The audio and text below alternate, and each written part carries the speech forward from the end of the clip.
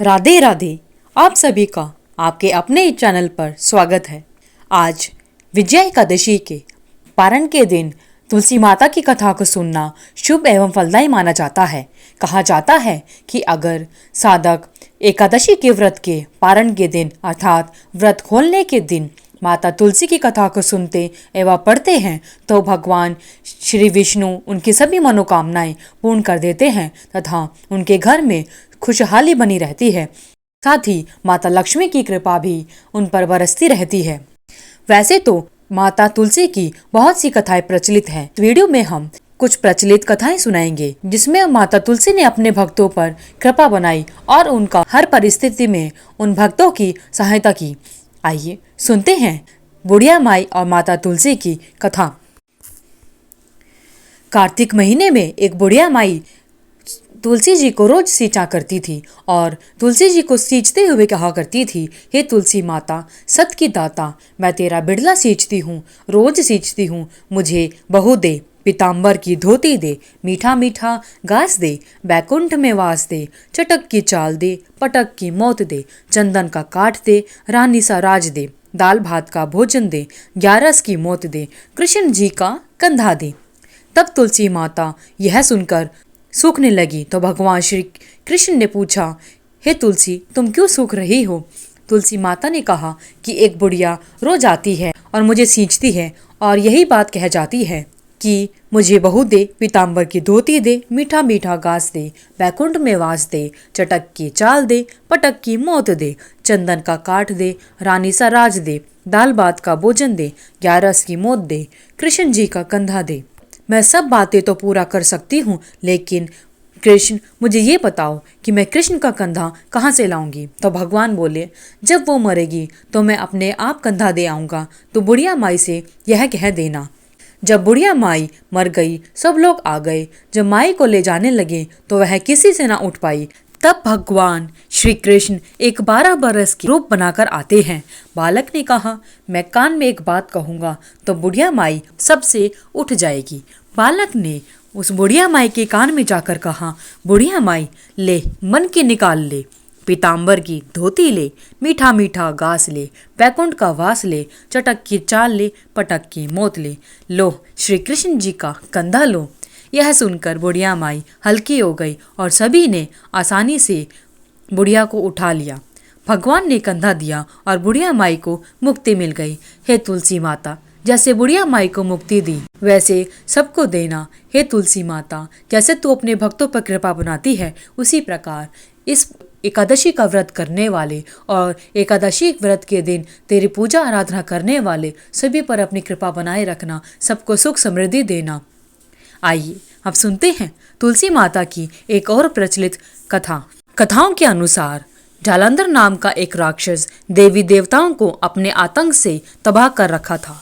कहते हैं कि जालंधर की पत्नी वृंदा एक पतिव्रता नारी थी। कहा जाता है कि उसकी पूजा से जालंधर को किसी भी युद्ध में पराजय नहीं मिलती थी। इसके अलावा वृंदा भगवान विष्णु की परम भक्त थी। ऐसे में भगवान विष्णु की कृपा के कारण भी उसे युद्ध में हमेशा विजय हासिल होती थी।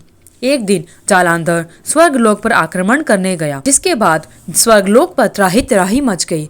तभी सभी देवी देवता भगवान विष्णु के पास गए और उनसे यह गुहार लगाई कि भगवान विष्णु आप हमारी रक्षा करें। भगवान विष्णु इस बात को जानते थे कि वृंदा की भक्ति को भंग किए बिना जालंधर को परास्त करना आसान नहीं होगा। ऐसे में उन्होंने जालंधर का रूप धारण किया, जिसके बाद वृंदा का पतिव्रता धर्म टूट गया। जालंधर की सारी शक्तियां खत्म हो गई, जिसके बाद जालंधर युद्ध में मारा गया। वृंदा को जालंधर की मृत्यु का समाचार मिला तो वह बहुत निराश हो गई, जिसके बाद जालंधर युद्ध में मारा गया। वृंदा को जालंधर की मृत्यु का समाचार मिला तो वह बहुत निराश हो गई। बाद में वृंदा को जब उसके साथ किए गए छल का पता चला तो वह बहुत क्रोधित हो गई और भगवान विष्णु को श्राप दे दिया।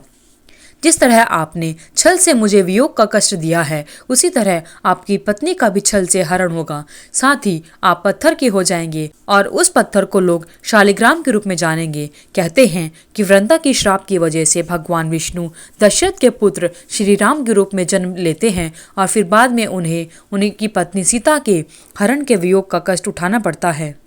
धार्मिक कथा के अनुसार वृंदा पति के वियोग को सहन नहीं कर पाई और सती हो गई। कहा जाता है जहाँ पर वृंदा सती हुई थी उसकी राख से जो पौधा उत्पन्न हुआ उसे भगवान विष्णु ने तुलसा का नाम दिया, जिसके बाद भगवान विष्णु ने यह प्रण ले लिया तुलसी के बिना कोई भी भोग ग्रहण नहीं करेंगे। इसके साथ ही उनका विवाह शालिग्राम से होगा। मान्यता है कि जो कोई भी श्रद्धा पूर्वक माता तुलसी का विवाह संपन्न कराता है उसका वैवाहिक जीवन खुशियों से भर जाता है। आइए आप सुनते हैं तुलसी माता की एक और प्रचलित कथा। एक लड़की थी जो तुलसी माता की बहुत बड़ी भक्त थी। वह सुबह उठकर सबसे पहले माता तुलसी की पूजा किया करती थी और उसके बाद ही कुछ खाया पिया करती थी। यह उसका प्रतिदिन का कार्य था।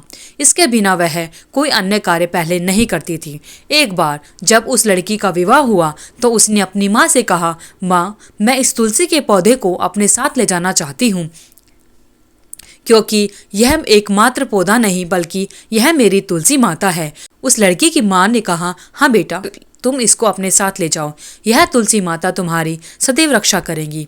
जब लड़की अपने ससुराल पहुंची तो वह वहां पर भी अपने प्रतिदिन की तरह सुबह उठकर सबसे पहले स्नान करने के बाद माता तुलसी की पूजा पाठ करने लगी, जैसे अपने मायके में किया करती थी। उसके बाद अपने घर के अन्य कार्य किया करती थी। लड़की के यह कार्य उसके ससुराल में सभी लोगों को पसंद नहीं थे। उस लड़की की 2 जेठानियां थी और सास ससुर थे। उसकी सास तो कुछ भी नहीं कहा करती थी, परंतु उसकी जेठानियां उसकी इस बात से बहुत परेशान रहा करती थी कि यह तो काम बाद में करती है, पहले उठकर पूजा पाठ में ही लग जाती है, इतने में हम घर का बाकी काम कर लेते हैं। तब उसकी दोनों जेठानियों ने यह तय किया कि हम इसके तुलसी माता को यहाँ से कहीं बाहर फेंक देंगे, जिसकी वजह यह सबसे पहले उठकर माता तुलसी की पूजा नहीं कर सकेगी। इसके बजाय वह घर के कामों में लगी रहेगी। दूसरे दिन जब लड़की जागी तो उसने देखा कि उसकी तुलसी माता उस जगह पर नहीं है जहाँ पर वह रोज होती हैं। वह लड़की बहुत रोई और इधर उधर उसने अपनी तुलसी माता को बहुत ढूंढा। तब उसे एक दीवार के पीछे तुलसी का पौधा थोड़ा सा दिखाई पड़ा। वह समझ गई कि मेरी तुलसी माता उस दीवार के पीछे हैं। वहां से तुलसी माता को लाकर उनकी पूजा के स्थान पर रखा और माता तुलसी की पूजा करने के बाद जल ग्रहण किया। जब उसके जेठानियों ने ताना मारते हुए कहा कि आज तो तुमने पूजा भी नहीं की और पूजा करने से पहले तुमने पानी पी लिया, तो वह लड़की बोली, भाभी, मैंने पूजा कर ली, मुझे तुलसी माता मिल गई थी, इसलिए मैंने अब पानी पी लिया। तो उसकी जेठानियां मन में सोचने लगी कि हमने तो इसकी तुलसी माता को छुपा दिया था, तो उसे यह कैसे मिल गई। तब वह लड़की कहती है, मेरे तुलसी का पौधा उस दीवार के पीछे था, वह मुझे थोड़ा सा दिखाई दिया, इसलिए मैंने वहां से उसको लाकर इस यहाँ पर रख दिया। वह लड़की बहुत ही निर्बल स्वभाव की थी। उसके मन में किसी के लिए कोई भी द्वेष नहीं था। लड़की की इतनी पूजा पाठ से उसके जेठानी बहुत ज्यादा परेशान हो गई। पर उन्होंने तय कर लिया कि हम इस तुलसी के पौधे को बाहर ही फेंक देंगे। उन्होंने जब इस तुलसी के पौधे को बाहर फेंक दिया तब लड़की स्नान करके दूसरे दिन जब पूजा करने के लिए माता तुलसी के पास आती है तो उसने देखा कि उसकी तुलसी का पौधा वहां पर नहीं है। वह बहुत अधिक रोई और माता से प्रार्थना करने लगी कि हे माँ, मैं आपके बिना कैसे रहूंगी। तब माता तुलसी वहां पर आती हैं और उन्हें आशीर्वाद देते हुए कहती हैं कि बेटी, तू चिंता मत कर, तेरी चारपाई के चारों पांव में तुलसी का पौधा उग आएगा, तू उनकी पूजा करना, तू परेशान ना हो, मैं सदैव तुम्हारे साथ हूँ। उस तुलसी के पौधे को कोई हटा भी नहीं सकेगा। लड़की बहुत प्रसन्न हो गई और उसने जब अपने कमरे में जाकर देखा तो उसे वहां पर चारपाई के चारों पांव पर तुलसी के 4 पौधे दिखाई दिए, जिसकी उसने पूजा आराधना की। उसके बाद कुछ जल ग्रहण किया। जब उसके जेठानियों ने उसे पानी पीते हुए देखा तो उन्होंने दोबारा पूछा कि तुमने पानी कैसे पी लिया, तुमने तो अभी पूजा भी नहीं की। लड़की सब समझती थी, परंतु उसने बड़ी नम्रता से कहा, नहीं भाभी, मैंने तो माता तुलसी की पूजा कर ली है। जेठानी ने कहा, परंतु यहाँ पर तो तुलसी माता है ही नहीं, तो तुमने पूजा कैसे कर ली। लड़की ने कहा, देखो भाभी, मेरी तुलसी माता पता नहीं कहाँ चली गई थी, लेकिन मैंने उन्हें बहुत ढूंढा, लेकिन वो नहीं मिली। पर माता तुलसी मुझ पर कृपालु थी, इसलिए उन्होंने मुझे आशीर्वाद दिया कि तू चिंता मत कर, तेरे चारपाई के चारों पांव में तुलसी का पौधा आ जाएगा।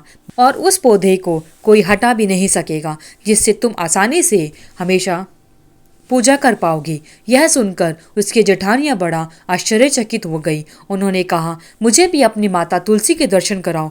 जब जाकर उन्होंने उसके कमरे में देखा तो उसके चारपाई के चारों पांव में तुलसी माता उग आई थी और वह यह देखकर बहुत हैरान हो गई।